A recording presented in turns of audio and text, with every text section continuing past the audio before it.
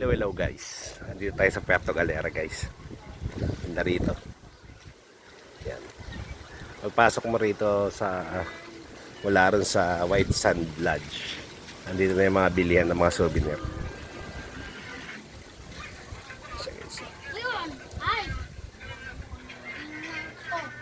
So diretso mo lang tong parang mga bilihan ng souvenir na to.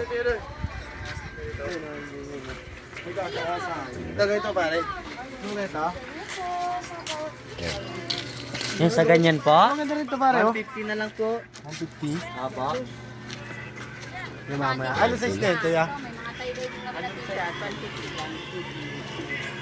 150 yung mga t-shirt, mga sando.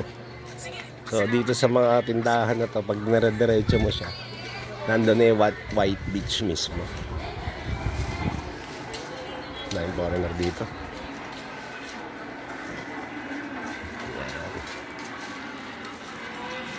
So ito guys, bilihan ng mga souvenir.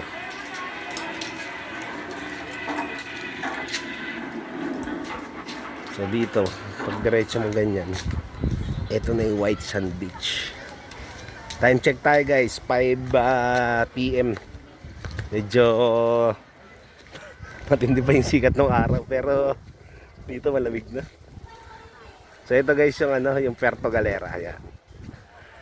Ganda ng buhangin.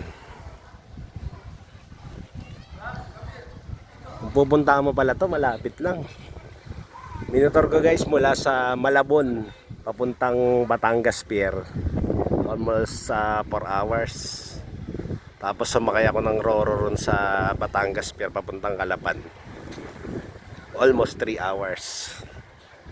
Sa pagdating ng Calapan, mga 50 kilometers dito ka sa Puerto Galera. Isa guys. So mukhang ngamayang gabi ang rito. Buhay rito, mukhang nightlife ang hilig ng mga tao rito. So dito meron ng mga jet ski. Yan, pwede ka na mag-arkila.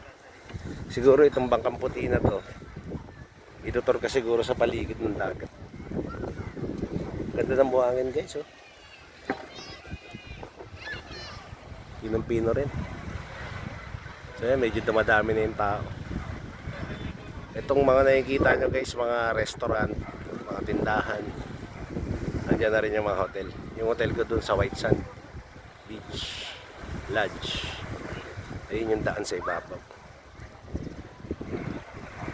Dito siguro pagka mamayang gabi, maraming happenings dito. Ngayon lang tayo nakalabas ng ating kwarto kasi medyo napakainit. So ayan, medyo hindi masyadong matindi sikat ng araw ngayon. So guys, ito yung Puerto Galera guys, ang ganda. Yan. Yung banana boat ride din.